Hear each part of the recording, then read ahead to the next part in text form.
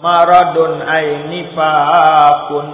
Arti sakit hati itu adalah orang yang munafik. Apa arti munafik? Khilafu ma abtan. Lain di luar, lain di dalam. Jadi kalau kita pikir-pikir Bapak Ibu, rata-rata semua kita ini adalah orang munafik. Mengaku diri hamba Allah, buktinya bukan hamba Allah. Hamba harta benda, hamba nafsu syahwat, hamba daripada syaitan.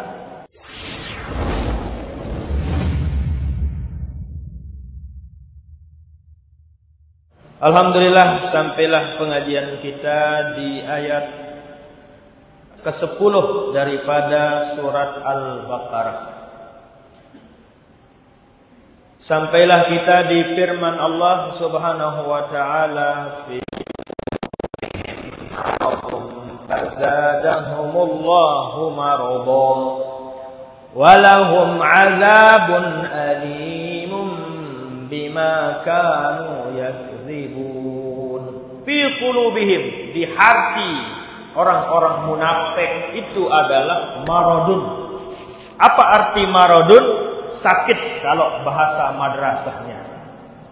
Akan tetapi di sini Imam Ibnu Katsir rahimahullah mengartikan marad adalah syakkun, ada keraguan, alias keyakinannya terganggu. Demikian juga dari Abdullah bin Abbas radhiyallahu taala anhuma, maradun ainifakun. Arti sakit hati itu adalah orang yang munafik. Apa arti munafik? Khilafu ma abtan. Lain di luar, lain di dalam. Iza haddasa kadzaba, jika setiap dia berbicara selalu dusta, itulah orang munafik. Wa iza wa'ada wa iza tumina khana, dia diberikan amanah, dia khianat. Dia tidak tunaikan amanah Subhanahu wa ta'ala. Jadi kalau kita pikir-pikir Bapak Ibu, rata-rata semua kita ini adalah orang munafik. Mengaku diri hamba Allah, buktinya bukan hamba Allah. Hamba harta benda, hamba nafsu syahwat, hamba daripada syaitan. Kalau kita kaji lamu secara ilmu tasawufnya, kalau kita kaji secara ilmu tarekatnya, lamu pikir-pikir ya selaku wah jari dengan munafik sih. Kenapa? Karena tiang pelonggoh telah berjanji dengan Allah dulu sebelum kita lahir ke dunia. Sendik teman jari Abdur Rahim, sendik teman jari Abdur Rahman. Sebelum tiang pelonggoh sami lahir ke dunia, sudah kita berjanji dengan Allah untuk taati selaku perintah-perintah Allah. Nyatanya ndik selaku perintah Allah melet tegawe. Orang yang piwal, orang yang ingkar janjinya dengan Allah, itulah namanya munafik. Itulah namanya marad.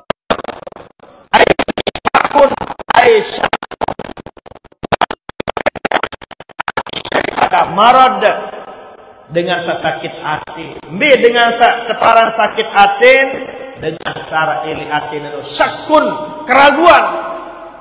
Maksudnya imannya lemah, keyakinannya lemah, itulah namanya syakun. Au nifakun, seperti yang ditafsirkan oleh Abdullah bin Abbas, orang yang memiliki sifat munafik.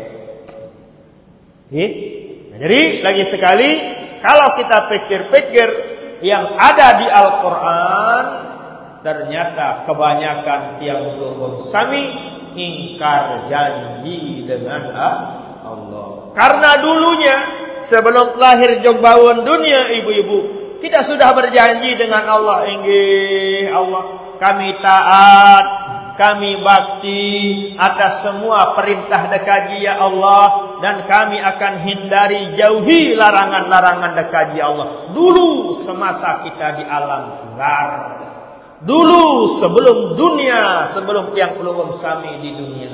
Makanya Al-Quran mengingatkan, Wadhkuru ni'mata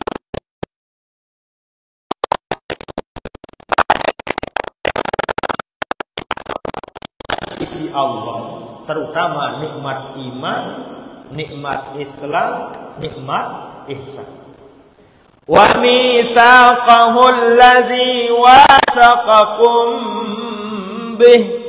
Yang kedua, pada ingat manik Allah. Wajib kita ingat nikmat itu dari Allah. Yang kedua, wajib juga kita ingat misak kita dengan Allah. Perjanjian kita dengan Allah untuk gawe perintah Allah yang ada di Al-Quran, tinggalkan perintah larangan Allah yang ada di Al-Quran. Coba kita cek diri kita masing-masing, napi perintah Allah Ta'ala di Al-Quran. Wa minal laili fatahajjad bihi nafilatan lak asa an yab'atsaka rabbuka maqaman mahmuda. Perintah sembahyang tahajud. Nyatanya tiang pelungguh liat selaku gawe sembahyang tahajud. Berarti kita sudah ingkar Allah. Nabi unin teparan maradun au syakkun au nifakun atau munafik. Apa yang dah perintah Allah Ta'ala secara Al-Quran? Terlalu banyak Bapak Ibu. Terlalu banyak. Kalau kita baca Quran, semakin salah-salah diri idam telah terbaca Quran. Merasa salah. Darah atau terkena idam silang. Okay? Nah dari itulah mudah-mudahan dengan sebab kita aji tafsir niki yang hati-angan pikiran yang pelonggom terbuka lebar untuk mengakui kesalahan-kesalahan yang ada pada diri tiang pelonggom sami masing-masing. Sering tiang sampaikan salah nombe tahu ile ite ndik salah nole dengan salah itu di diri tiang pelonggom, bukan salahnya di orang. Contohnya bapak-bapak pelonggom pelonggom tidak dibuatkan kopi oleh istri pelonggom. Apakah salah istri? Ndik salah istri, salah pelonggom. Ndik dua sadik istri pelonggom kepeng sin beli kopi, sin beli gula, sin beli gas. Karena pikirannya pelonggom ingin pelonggom, lauk pelonggom adalah yang nikmat dan yang lezat. Ternyata Nabi tepi arsi sebiniat beberok doang kaca telok goreng. Apakah salah istri? Salah pelungkung sandewah sadik istri kepeh.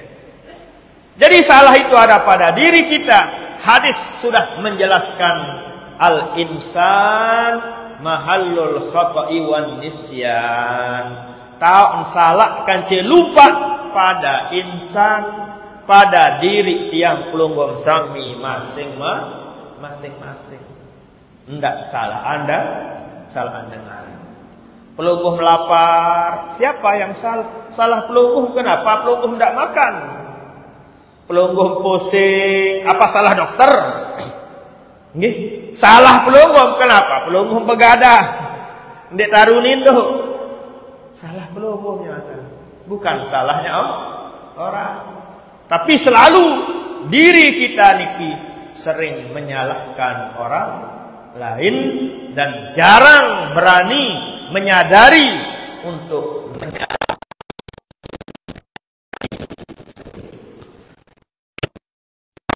yang dirahmati Allah Subhanahu wa taala. Dari itulah mudah-mudahan dengan kita aji ayat ini atiangan tiang pelungguh terbuka untuk mengakui dan menyadari kesalahan itu adalah utamanya ada pada diri kita sendiri. Barulah ke orang lain. Diri jadi sila kesalahan diri. Kita lanjutkan. Selanjutnya bahwa jadi perjanjian kita dengan Allah, kita berjanji semua perintah-perintah Allah yang ada di Al-Quran kita akan lakukan. Ternyatanya ndik tegawean berarti tiang pelunggung termasuk orang munafik. Padahal dulu kita tatkala berjanji dengan Allah, iz qultum sami'na wa ata'na. Dulu nggih Allah, kami taat, kami akan lakukan selaku perintah-perintah dekaji ya Allah. Lahir ke dunia, dia ingkari perjanjiannya dengan Allah. Nike napi unin deparan, itulah termasuk orang munafik. Orang yang mengingkari perjanjiannya dengan Allah. Mengingkari perjanjian dulu dengan Allah, atas dasar itulah Allah mengazab hamba-hambanya yang ingkar janji. Na'udzubillah. Fi qulubihim maradun fazadahumullahu marada. Orang munafik yang ada di hatinya keraguan, kurang imannya kepada Allah, Allah subhanahu wa ta'ala menambah marodon, penyakit hati, sirin terumbu, sirin ragu, sirin jari dengan munafik. Karena di hatinya penuh dengan syakun, keraguan kepada Allah, penuh dengan nifak, penuh dengan munafik. Allah subhanahu wa ta'ala yang dia gula-gula, Allah yang dia akal-akalin. Yukhadi'un Allah. Ayat sebelumnya. Jadi semua ayat Al-Quran ada kaitannya dengan sebelumnya.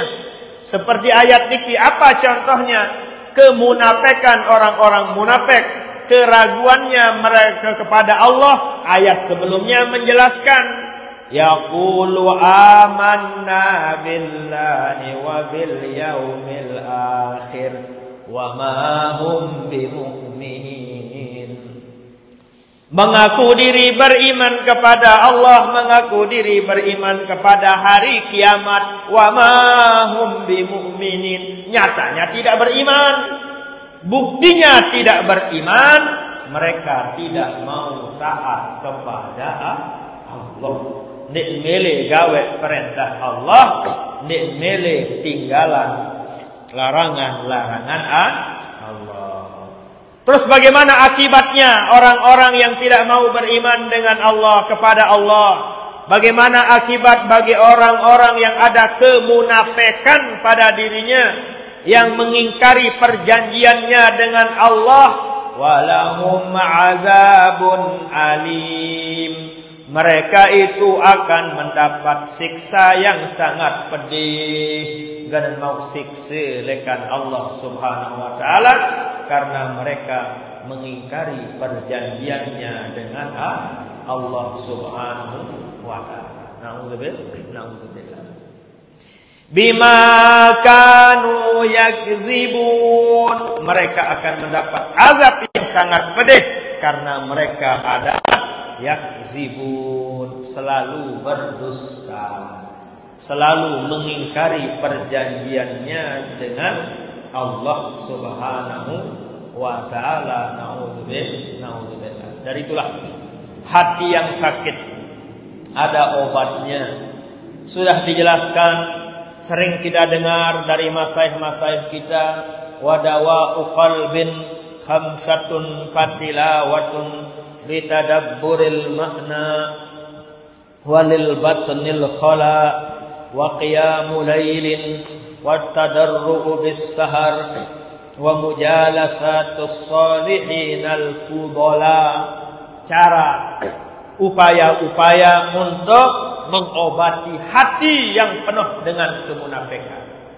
Apabila liatit ni ke arah kemunafikan, ada keraguan, ada penyakitnya, maka obatilah dengan yang pertama adalah fatilawatun bitadabburil makna, dengan cara sering gemar hobi membaca Al-Quran dan membaca arti makna daripada Al-Quran. Itulah yang pertama. Yesitewat ate. Bagaimana kerasnya, kasarnya hati Sayyidina Umar ibn al-Khattab radhiyallahu ta'ala.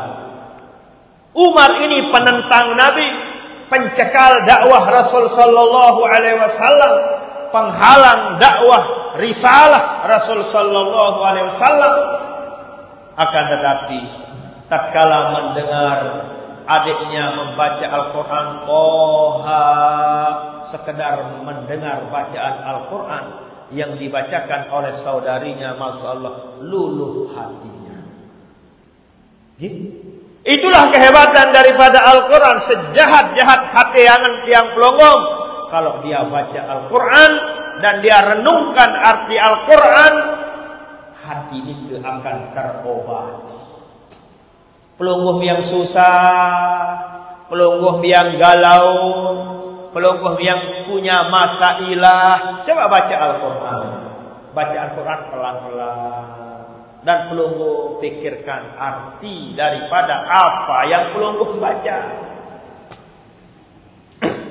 Nabi pelungguh baca misalnya Yasin terbaca. Yasin sila, baca Yasin pelan-pelan. Pelungguh baca Tabarok pelan-pelan. Pelungguh baca Al-Fatihah, baca pelan-pelan. Baca surat Ikhlas, baca pelan-pelan. Apapun ayat yang pelungguh baca, usahakan renungkan maknanya. Qul huwallahu ahad. Apa arti kira-kira? Pelungguh pikirkan. Qul, katakanlah. Hu, katakanlah dia. Allah lah yang ahad. Allah lah yang tunggal. Allah lah yang esa. Pelungguh kan banyak sekarang di perpustakaan. Bahkan di HP ada terjemahan Al-Quran. Tinggal pelungguh download saja. Nah, pelan-pelan. Dengan sendirinya, dengan karena sebab pelungguh memikirkan arti makna daripada Al-Quran, pikiran-pikiran yang menyebabkan kegalauan, kesusahan nikah dengan sendirinya akan hilang. Karena pelungguh alihkan pikiran pelungguh. Sama dengan orang ke Mekah.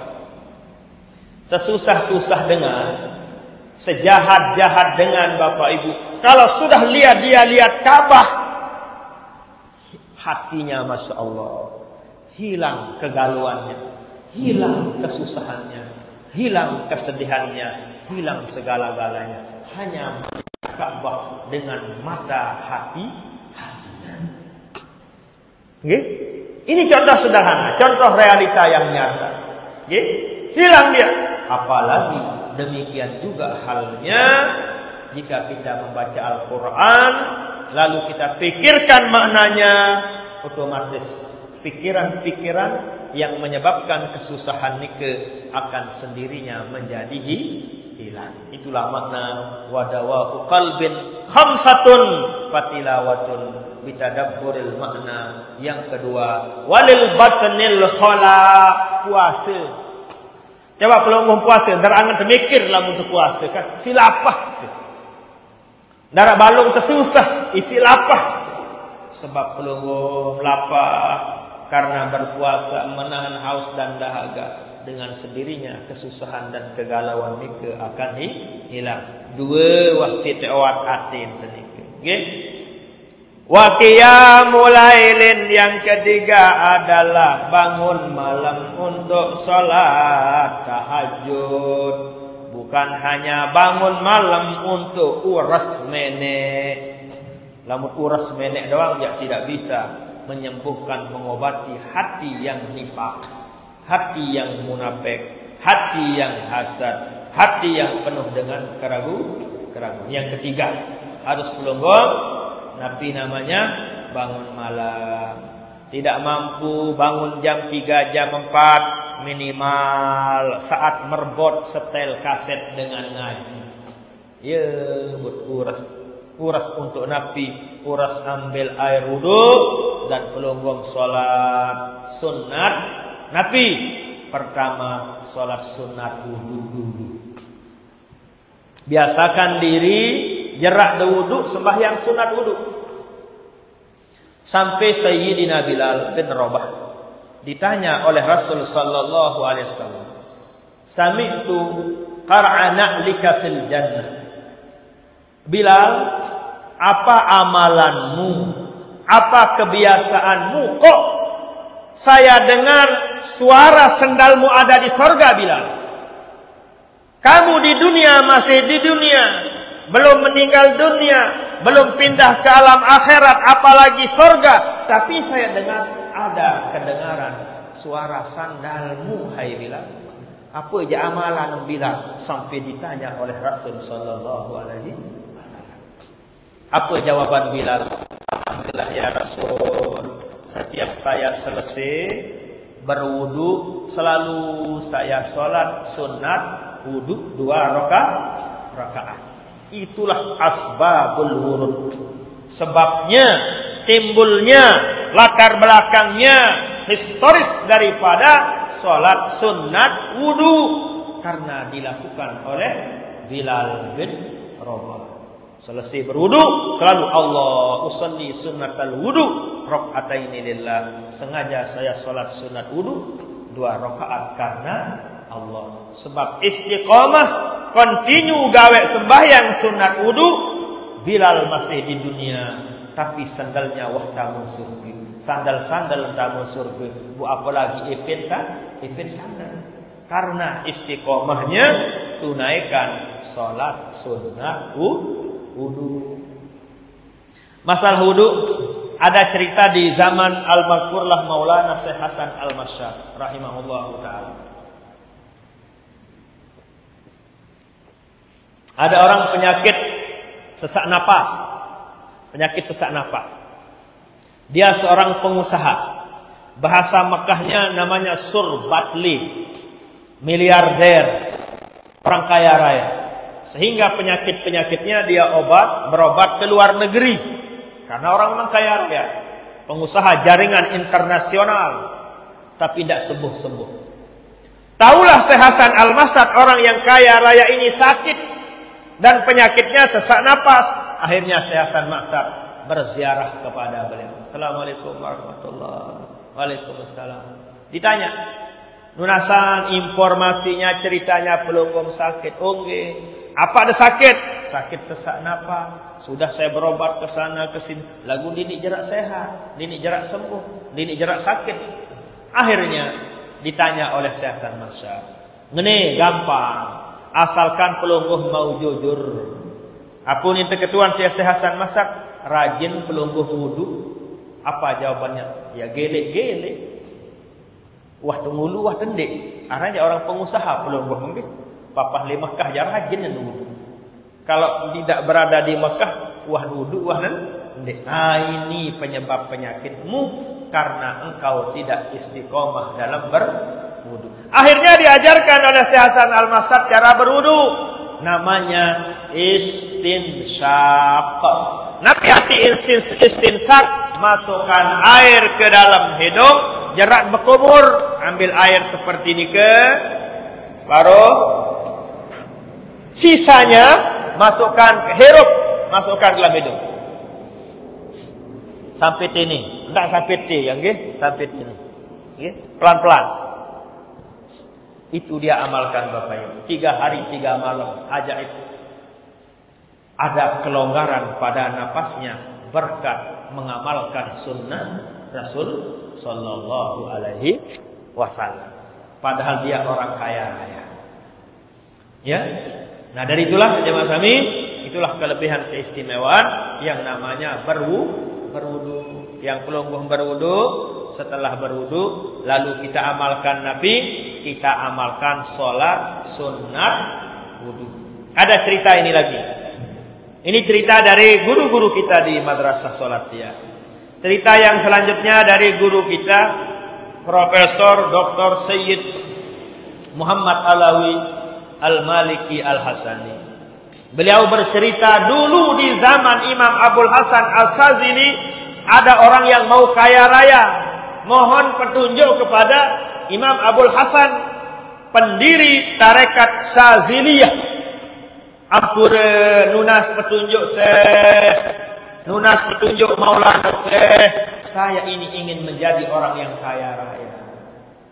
Orang tua saya, papu saya miskin semua. Abul Hasan, Imam Abul Hasan, bukan nunas petunjuk agar kami tidak keturas kina amat miskin-miskin. Singkat cerita, akhirnya diberikan resep istiqomah berwudu, jaga wudunya, tidak boleh batal wudunya. Dan yang kedua, salat sunat wudu.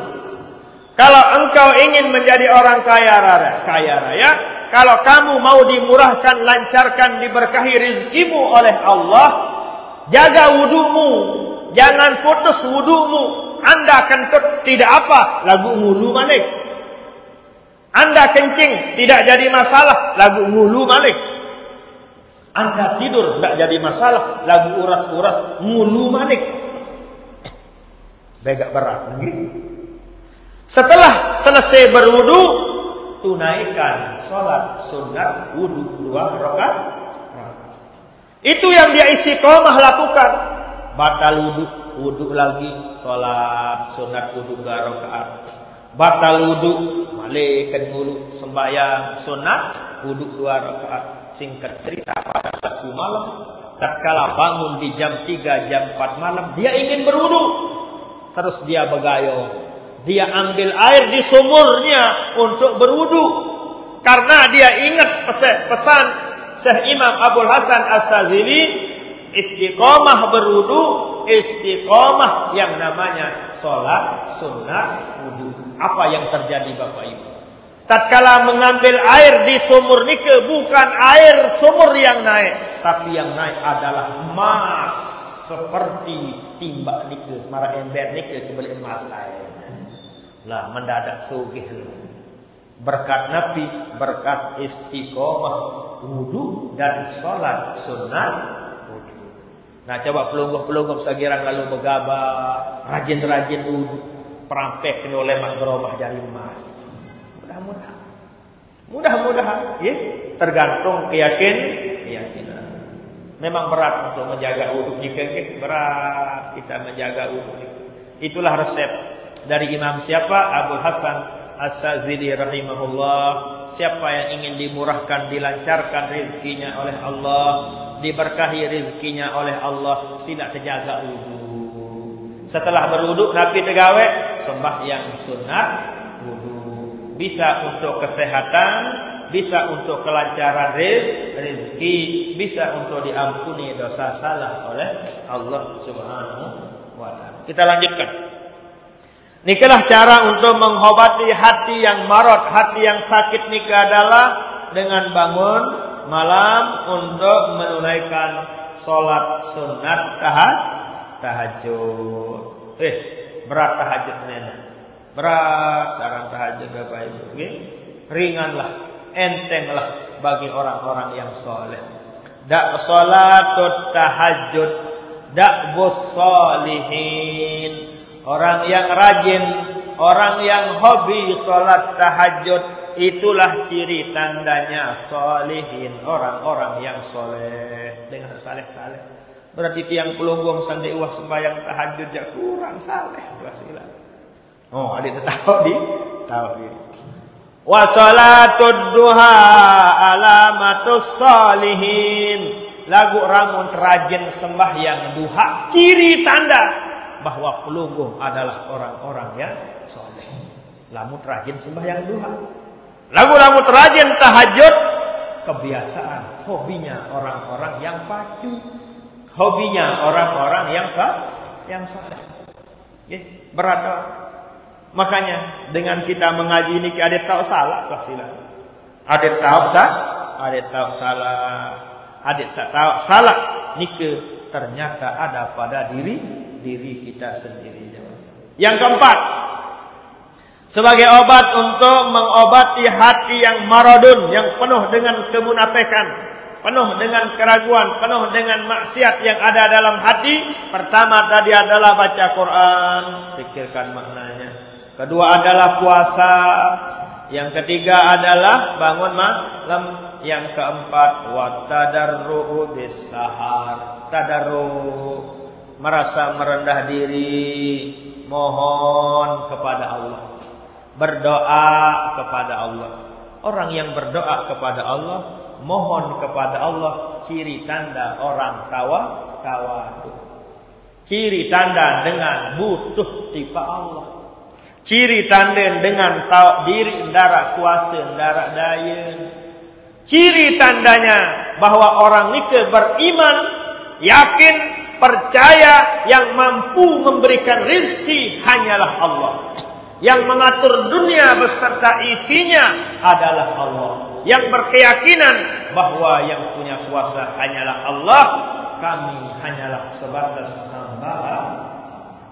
Ya, pelungguh berdoa. Itulah ciri tandanya. Nah, kita tadarruk kepada Allah Subhanahu. Allahu yaghdabu in tarakta su'alahu. Allah Ta'ala ni sangatlah kecewa. Allah kecewa kepada siapa?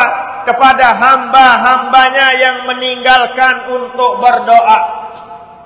Allah kecewa melihat, menyaksikan, mengetahui hamba-hambanya yang malas berdoa, malas berhizib, malas serakalan, malas zikir. Itulah orang-orang yang dimurkai oleh Allah Subhanahu wa ta'ala. Allahu yaghdab, sangatlah murka, sangatlah kecewa Allah bagi hamba-hambanya.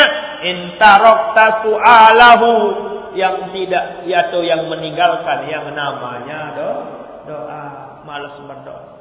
Makanya sila jarak sembahyang, berdoa mana-mana Allahumma antas salam. Ya Allah, mudah-mudahan kami murah rezeki, panjang umur. Al-Fatihah, langsung kabur kan mana? Okey. Assalamualaikum, assalamualaikum, kerap sejadah lah, panas barang, jaga sejadah ini. Marak ruan dengan ngumbe, ruan dia marak ruan dengan dia butuh kepada Allah. Itulah orang-orang yang dimurkai oleh Allah. Atau pelongoh yang malas berhizib, sama. Kita wajib bersyukur sebenarnya kepada guru besar kita Al-Maghfurlah yang telah membuatkan kita hizib, kumpulan doa-doa yang diambil dari Al-Quran, diambil dari Al-Hadis, diambil dari sebagian doa-doa yang ada di Al-Quran. Tidak semua doa, sebagian doa-doa yang ada dalam hadis. Bukan semua doa dalam hadis. Dia sabol tebelan singen ini jari dengan sebagian.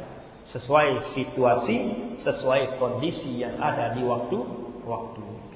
Demikian juga diambil dari doa-doa para sahabat, doa-doa para ulama, doa-doa para aulia Allah, dikumpulkan menjadi satu. Itulah sebabnya beliau menamakannya hizib. Lamun malas berhizib, ciri tanda temurkai isi Allah. Banyak yang hadir berhizib, lagu pun hadir, piran hadir. Muhammadun asyraful a'rami wal ajami, Muhammadun, ia pun datang. Okay? Tapi ketimbangan dik je lagu ni. Ketimbangan dik kembali. Ketimbangan dik dah kat akhir-akhir, tidak masalah. Nanti kita dapat di doa yang terakhir. Nas'alukallahumma bismikal a'zam wa nad'uka bi asma'ikal husna kulliha ma alimna minha wa ma lam na'lam. Mana-mana dia tak mahu.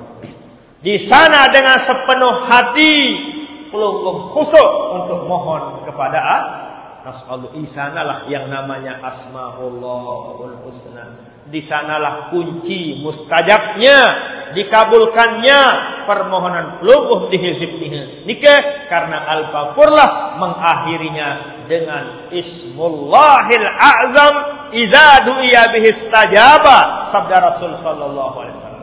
Guna mong lamun bahasa ketiang bahasa satu. Arab bahasa pelungguh kena guna mong. Darat nggih. Itu namanya guna mong.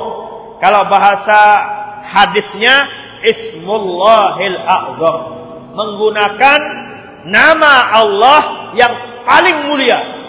Iza du'iya bihi, jika dipakai untuk memohon berdoa kepada Allah, akan dikabulkan oleh Allah. Ulama merahasiakan gunamong itu. Ulama merahasiakan Ismullahil A'zam, sangat dirahasiakan oleh para ulama. Ada juga menjelaskan Ya Hayyu Ya Qayyum 3 kali, Ya Arhamar Rahimin, ya, banyak yang versi-versi yang lain. Nah, dari itulah Al-Maghfurlah secara umum, Nas'alukallahumma bismikal a'zam. Ya Allah, saya mohon kepadamu ya Allah kami mohon kepadamu ya Allah dengan Ismullahil A'zam, dengan namamu yang paling mulia. Jika itu disebut oleh orang yang memohon kepada Allah, wajib akan dikabulkan oleh Allah Subhanahu wa ta'ala. Tapi sayang, tatkala pelungguh berdoa, nas'alukallahumma bismikal a'zam wa nad'uka bi asma'ikal husna kulliha ma alimnaha minha wa ma lam na'lam. Apa yang terjadi? Ya tan bagian ngerupuk bareng. Ya tan bagian tergerupuk. Ya tan bagian nasi kaput. Ya tan bagian terkupi borong terhusuk bedu. Mubareh tebe-tebe kupi kembe. Bareh de bagian senek kembe yang terhusuk bedu. Masya-Allah, tabarakallah. Besok umur tercelacah. Rusak konsentrasi dan kehusukan yang pelungguh. Nah, jadi pelungguh-pelungguh usahakan. Apabila pelungguh menyaksikan hal seperti ini, pelungguhlah yang menjadi panitia atau yang sudah ngaji, silakan di stop dulu, nantilah pada waktunya. Cuma semenit 2 menit, segera tendek bau sabar 2-3 menit untuk menyelesaikan doa yang di akhir Hizib Nahdlatul Watan yang Masya Allah tabarakallah luar biasa di awal-awalnya itu. Nah, jadi panjang kajiannya nih. Kita lanjutkan Bapak Ibu, itulah dia yang namanya untuk obat untuk maradun, sakit hati, kemunafikan yang ada di hati, rasa iri dan dengki hasad yang ada di dalam hati. Karena jika ada kehasadan, jika ada maradun, jika ada nifakun, jika ada syakun di dalam hati, akan merugikan diri kita sendiri. Hadis yang sering disampaikan oleh Al-Maghfurlah Bapak Maulana saya adalah iyyaka wal hasada fa innal hasada ya'kulul hasanat kama ta'kulun narul hatabah. Jauhi dirimu, jauhi jangan sifat hasad, sifat dengki, sifat iri, karena akan merugikan dirimu, sabda Rasul sallallahu alaihi wasallam. Fa innal hasanat, amal-amal ibadah, rajin sembahyang berjamaah, rajin bersedekah, rajin takarrub kepada Allah, rajin membaca Al-Qur'an, rajin berzikir, tapi masih menyimpan hasad dan dengki, semuanya akan terbakar. Semuanya ganbue terbakar dengan api hasad dan dengki. Ini hadis karena seringnya disampaikan oleh Bapak Maulana sehingga hafal tak jadi. Dia tuh sengaja hafal lagu karena seringnya. Karena Al-Maghfurlah sangat tahu di antara tulab, sesama tulabnya ada yang punya sifat iri kepada temannya yang lebih hebat. Nepen terlik namu, nepen terlik tafsir, nepen terlik hadis, arak doang iri bare, arak doang teluande. Makanya selalu kita diingatkan oleh Al-Maghfurlah Bapak Maulana ya biasa sila bimbingan hidup arak doang dengan sahasa nunggu tak jadi petani, mau menjadi polisi, mau menjadi buruh, mau apalagi menjadi pejabat, wah keruan, mau menjadi ustadz, mau menjadi tuan guru, tidak lepas. Mesti ada orang yang tidak baik hatinya. Coba kembali kepada Nabi besar kita Nabi Muhammad sallallahu alaihi wasallam. Siapa yang paling iri, siapa yang paling dengki kepada Nabi? Al-Quran sudah menjelaskan. Abu Lahab, Abu Jahal selalu mencekal, selalu menghalangi dakwah daripada Rasul sallallahu alaihi wasallam. Apa sebabnya? Karena Abu Jahal dan Abu Lahab kalah pamornya dengan Rasul sallallahu alaihi wasallam. Selekik kedik doang pengikut Abu Jahal, selekik kedik doang yang simpatisan daripada Abu Lahab. Muhammad doang pegawaian ini. Ya, karena kene doang lalu akal jauh agama baru, sehingga banyak akal-akalnya untuk menghalangi dakwah Rasul sallallahu alaihi wasallam. Padahal yang beliau lakukan adalah kebaikan, yang beliau lakukan adalah kebenaran, mengajak mereka untuk keselamatannya lekan dunia sampai akhirat. Tapi atas dasar yang namanya api hasad dan dengki, akhirnya tidak bisa terobati kecuali dengan yang 5 tadi.